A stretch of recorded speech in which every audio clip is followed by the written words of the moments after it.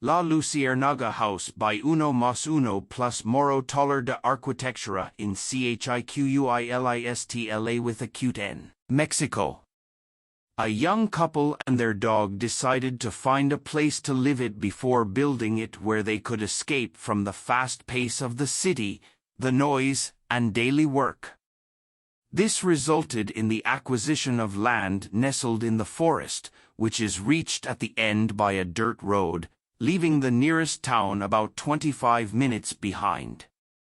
Later, with this distance and immediate relationship with an oak forest, the fauna of the place, and the rugged topography that is part of a basin, the decision was made to make a construction that would impact as little as possible without cutting trees, mostly built with the natural materials of the place such as earth, stone, wood, and a few industrialized such as steel, cement, and glass.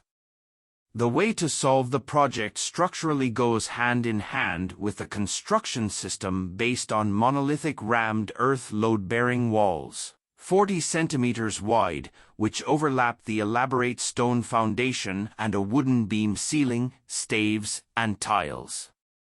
We decided to resolve the architectural program with 3 segregated volumes joined by a wooden terrace and steel pile structure. The intention was for the construction to integrate into the landscape of the forest, to feel that it was born there, that it had a true language of how it was made with the hands.